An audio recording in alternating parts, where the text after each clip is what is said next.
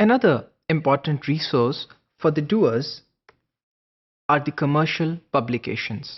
Commercial publications क्या हैं? Hall believe that most commercial publications were to a greater or lesser degree a resource for doers.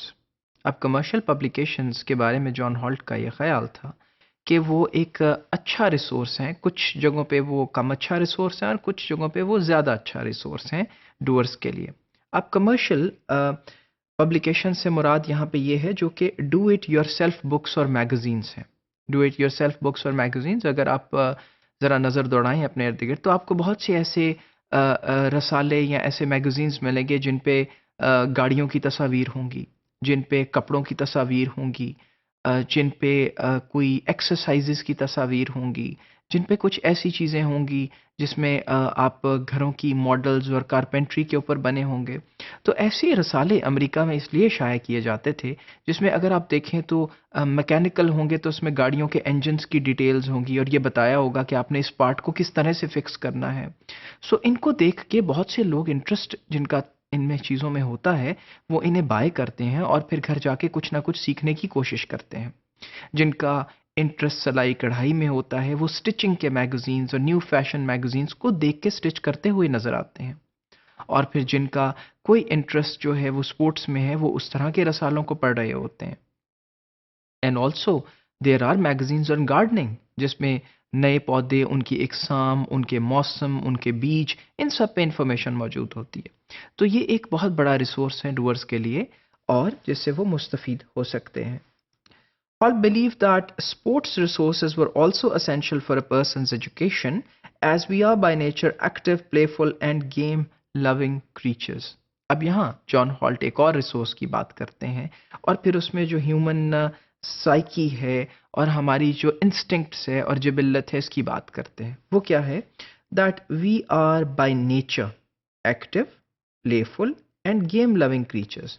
कि हम naturally कुदरती तौर पे एक्टिव भी हैं, प्लेफुल भी हैं, यानी खेलते कूदते हैं और एक्टिव हैं और गेम लविंग क्रीचर्स हैं. और कोई ना कोई गेम जिसमें कंपटीशन का आंसर है, जिसमें अचीवमेंट का आंसर है, जिसमें स्किल्स का आंसर है, उसे हम हमेशा पसंद करने वाली क्रीचर्स हैं. तो इन सब को सामने रख के हॉल्ट इस नज़रिए को इसकी हक में ये बोलते हुए नज़र आते हैं कि जो स्पोर्ट्स हैं इनके रिसोर्सेस को हैं इसकी तरक्की और तरवीज और इनको इंट्रोड्यूस करने की कोशिश की जाए सोसाइटी के अंदर. और वो क्या हो सकते हैं? Among outdoor sport resources halt mention running, bicycling, skating etcetera. Outdoor sports ऐसी स्पोर्ट्स जो घर के और रिहाइश गाहों के बाहर खेली जाती हैं, जिनमें और भी बहुत सी गेम्स हैं लेकिन हॉल्ट मेंशन करते हैं बाइसाइक्लिंग को, स्केटिंग को और रनिंग को, यानी भागने दौड़ने को भी और साइकिल चलाने को और स्केटिंग जो कि एक बोर्ड के ऊपर चढ़ के या पहियों वाले जूते पहन के आप एक स्किल हासिल करते हैं, travelling from one point two another.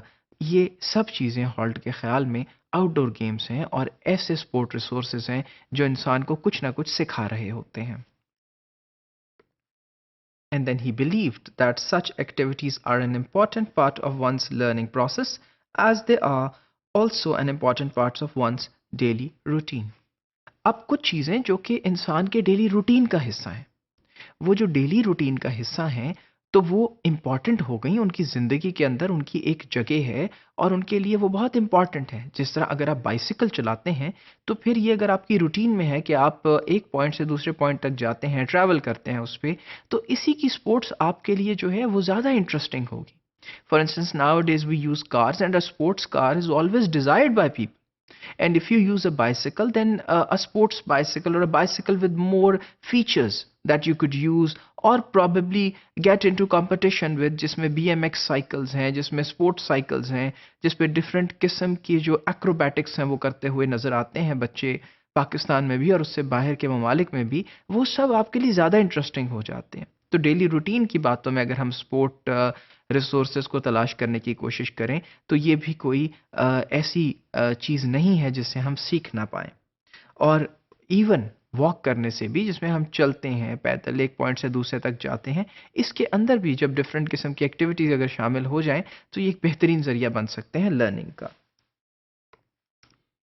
اور پھر بہت سے انڈور سپورٹس میں جس میں جمناسٹکس ہے جو کہ جمنیزیمز کے اندر کی جاتی ہے، اس کو بھی وہ مینشن کرتے ہیں، اور ٹمبلنگ اور اسکواش کو بھی مینشن کرتے ہیں کہ یہ بھی ایسی گیمز ہیں جو کہ انڈور کھیلی جاتی ہیں، جس کے لیے ہمیں آڈیٹوریم نما اور جمنیزیم نما جگہیں جو ہیں وہ درکار ہوتی ہیں۔ And finally he also talks about board games, وہ گیمز جو کہ کرسی اور میز پہ کھیلی جاتی ہیں۔ وہ کہتے ہیں کہ وہ بھی ڈیولپ کرتی ہیں آپ کی مینٹل کیپیسٹیز، اور ایک ایسا ریسورس ہے جس میں چیس شامل ہے، جس میں اور ایسی گیمز شامل ہیں جو کہ ہمارے ذہن کو آ، جو ہے متحرک کرتی ہیں سوچنے کے لیے، اور ڈفرینٹ طریقوں سے سوچنے کے لیے۔ تو ایسی گیمز بھی لرننگ کا ایک بہترین ذریعہ ہیں۔